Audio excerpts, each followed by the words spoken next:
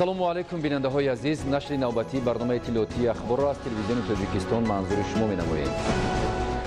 ваҳдати миллӣ дар ҳаёти сиёсиву иқтисодӣ ва иҷтимоиву фарҳангии мамлакат марҳилаи навро оғоз намуд ва ин раванд дар натиҷаи сиёсати муваффақонаи ҳукумати ҷумҳурии Тоҷикистон такмил ёфта боис гардид ки ҷумҳурии Тоҷикистонро дар сатҳи байналмилалӣ ҳамчун кишвари ташаббускору дар ҳоли рушд муаррифӣ намояд. ваҳдати миллӣ имрӯз кафили амну субот ва пойдории Тоҷикистони ободу озод аст. гузориши Хуршедаи Наҷмиддин. арзишмандтарин дастоварди таърих барои халқи тоҷик ваҳдати миллӣ ва истиқлолияти давлатии ҷумҳурии Тоҷикистон ба ҳисоб рафта, он шаҳодати сарчашмаи бахту саодати сокинон ва пешрафти ҳама соҳаҳои хоҷагии халқ дар мамлакат мебошад. сулҳу суботи сартосарӣ дар ватан заминаи мусоидро барои фаъолияту зиндагии сокинон фароҳам овард.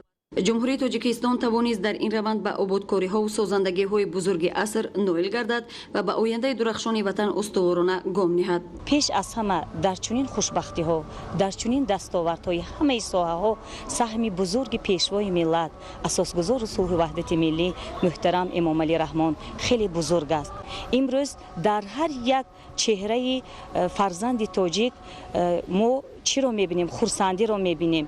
ин ҳама аз он ифтихор мекунем ки чунин кишвар дорем ва бояд ҳаминро қайд кард ки решаи хеле мустаҳкам шудааст, зеро такягоҳи он устуворгардонидаи он президенти кишварамон муҳтарам Эмомалӣ Раҳмон мебошанд. бо истиқлолияти худ, бо ваҳдати худ, бо сулҳи худ, бо президенти худ меболаму ифтихор мекунем. ваҳдату озодӣ, муттаҳидии миллати сарбаланди тоҷик, истиқлолияти комил маҳз бо ташаббус ва заҳматҳои пайвастаи пешвои муаззами миллат муҳтарам Эмомалӣ Раҳмон ба даст омада дар ин замина саодати зиндагӣ ҳамқадами мардуми хуштолии тоҷик гардид ва дар нигоҳ доштани оромии кишвар ва ҳифзи арзишҳои таърихиву фарҳангӣ нақши калидӣ гузошт.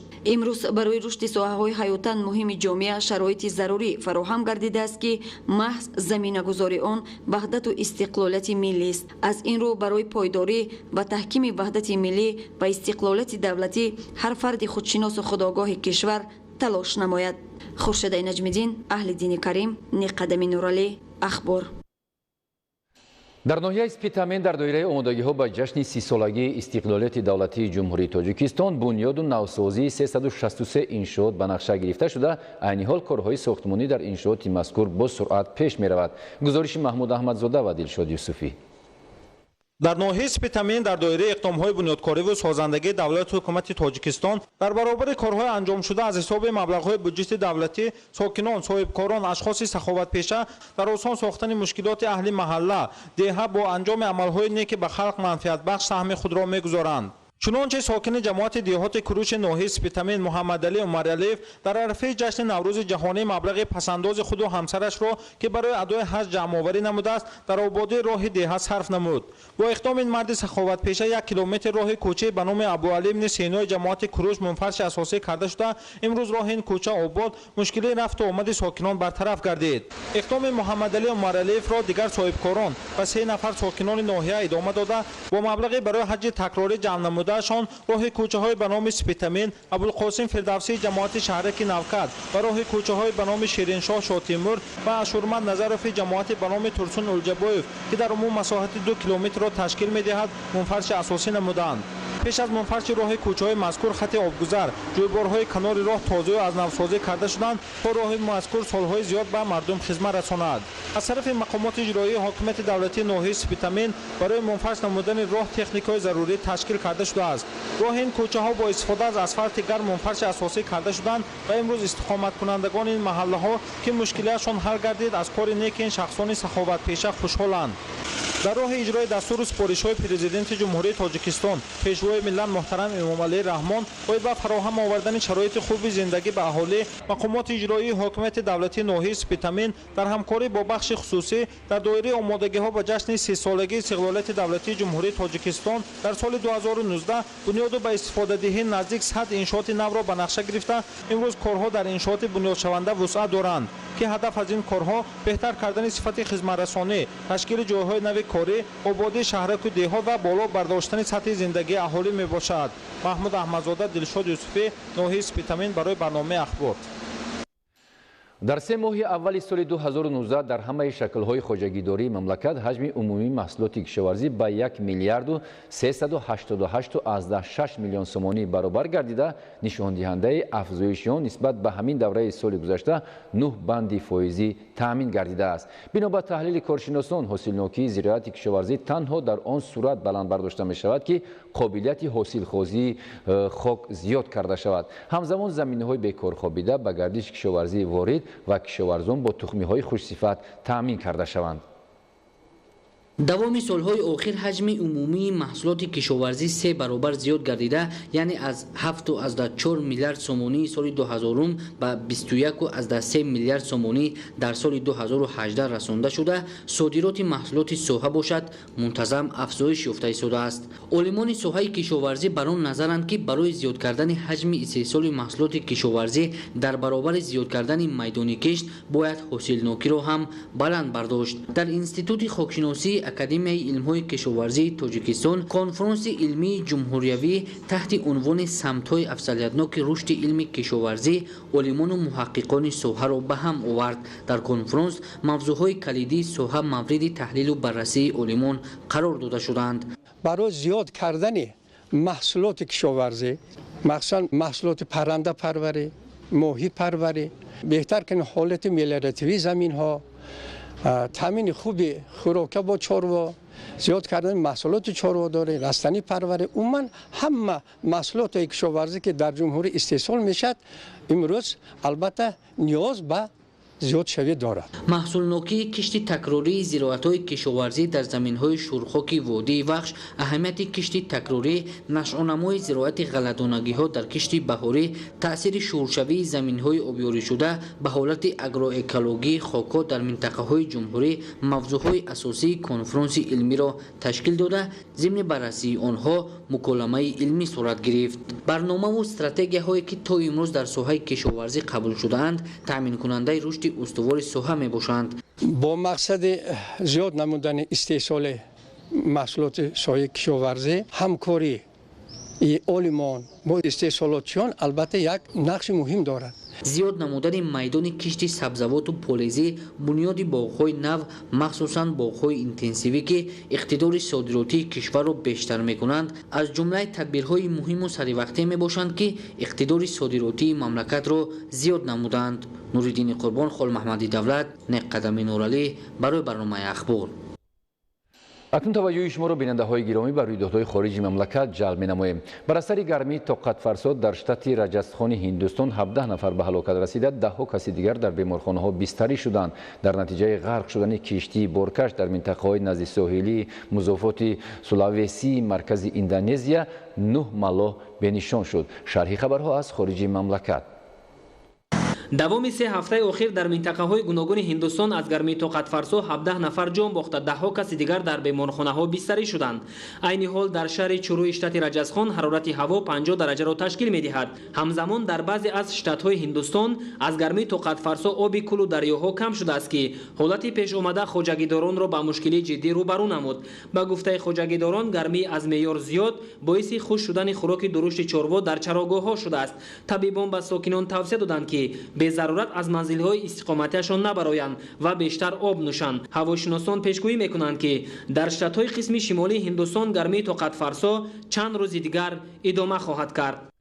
در منطقه بودوده اوگاندا بارشات شدید سبب فرآمدن یرج گردید. بر اثر آفت طبیعی 6 نفر به هلاکت رسیدند، 9 کس دیگر مجروح شد. احتمال شماره هلاک شدگان افزایش یابد، زیرا به گفته کارمندان خدمات داخلدار در نتیجه فرآمدن یرج قریب 50 کس دیگر بینشان گردیدند. آفت طبیعی 150 منزل استقامتی را قسماً و برخی از آن را پورا خراب کرد. کارمندان خدمات نجاتدهی برای پیدا کردن بینشان گشتگان فعالیت دارند. ساکنانی که در نتیجه فرآمدن یرج به سرپناه از طرف گروه‌های نجاتدهی به جای‌های بی‌خوف کوچانده می‌شوند. از فرآمدن یرج خطای انتقال نیروی برق کارناشایان شده، اهالی منطقه مذکور بی برق ماندند. با مقصد برطرف نمودن عاقبت‌های آفت طبیعی، کارمندان خدمات مربوطه سفربر گردیدند.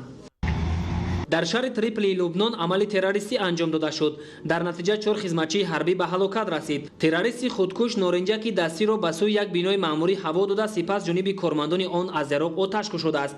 هنگامی که کارمندان مقامات پلیس به محل حادثه آمدند، تروریست کمربندی با مواد ترکنده مجهز که در بدنش جای نموده بود ترکانده است. از ضربه ترکش به بیناها و ماشین‌های اطراف حادثه ضرر جدی رسید. در رابطه با عمل تروریستی در شهر تریپلی لبنان تدبیرهای امنیتی پرزور کرده شده است.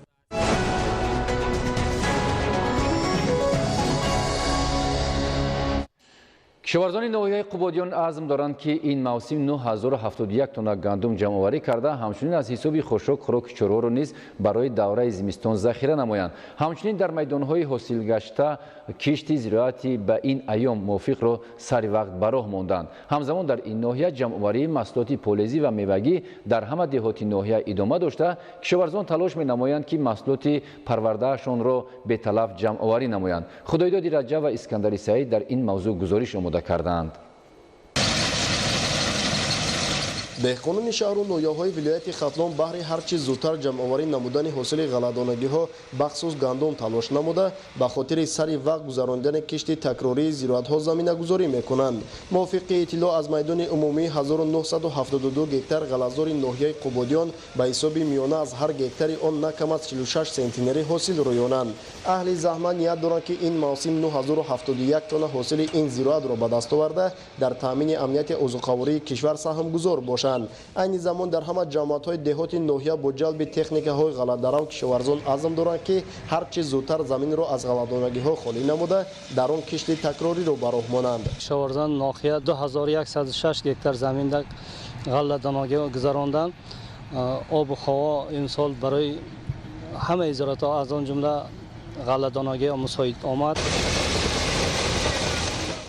دهقانان از روی تجربه بهر رویانیدن حاصل گلخواه همساله از تخمی‌های منطقه باب خوش‌صفت استفاده کرده، سال به سال به نتیجه‌های نظررس مهنتی نائل می‌گردند. دهقانان ناحیه قبادیان در فراوانی بازارهای کشور با محصولات پولیزی نیز سهم نظررس گذاشته، دوام یک ماه می‌شود که به جمع‌آوری هندلک و تربوز شروع نمودند که امروزها دسترنج دهقانان را تاجران صاحبکاران به دیگر منطقه‌های جمهوری صادرات می‌کنند. نه صفت‌های تربوز هم بد نیستند، همش خوبه. ما خریداری کردیم برده به همه ناحیه دسترس کرده هستیم. سیاست عاقلانه و خردمندانه پیشوای ملت در ساحه اگراری و رشد بخش‌های گوناگون از جمله سمت باغپروری نیز تاثیر مثبت گذاشته، هوسمندی دهقانان را در تشکیل باغ‌های نمونوی زیاد گردانید. در ناحیه قبادیان میدان عمومی باغات به 1596 گکتار رسید که اکثرش باغ‌های میوه‌دهنده صادراتی میباشد و همساله میوه خوش‌صفت آن را صاحبکاران از منطقه‌های گوناگون جمهوری خریداری کرده به دولت‌های خارج کشور صادرات می‌نمایند. امسال طبق نقشه باید در ناحیه 6710 تن میوه‌جات استحصال کرده شده، قسم زیادی آن به دولت‌های خارج صادرات کرده شود. با مساعد آمدن با دعوای امسال در ناحیه قبادیان تمام نمود میوه خوب شد. امروز صاحبکار از ولایت سوخ آمده میوه ناحیه قبادیان را خریده به دولت خارج صادرات میکنند.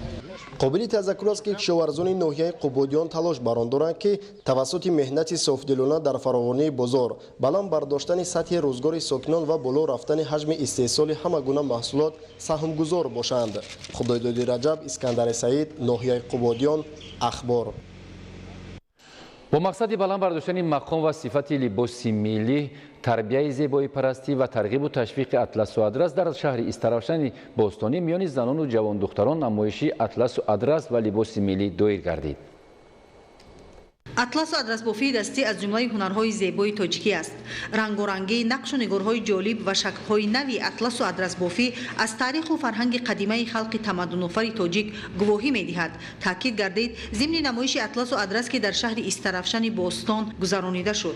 نمودهای گوناگون اطلس و ادرس با دوخت و طرح‌های نو و معاصر محصول هنر طراحان و دوزندگان ماهر شهر استرافشن پیشنهاد اشتراکچیان چورابینی گردید.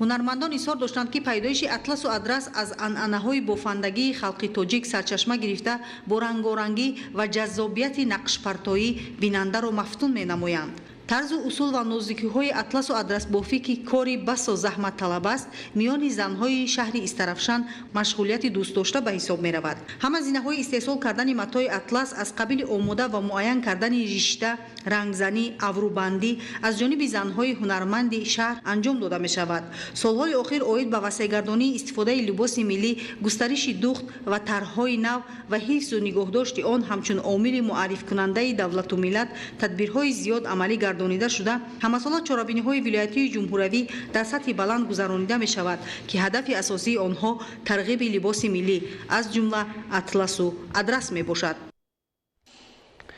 бинандаҳои азиз, мо шуморо бо тозатарин хабару гузоришҳо ки дар ҷараёни рӯз тоза ба дасти мо мерасанд дар нашрҳои минбаъдаи барномаҳои ахбор ошно месозем. хайру хуш намекунем.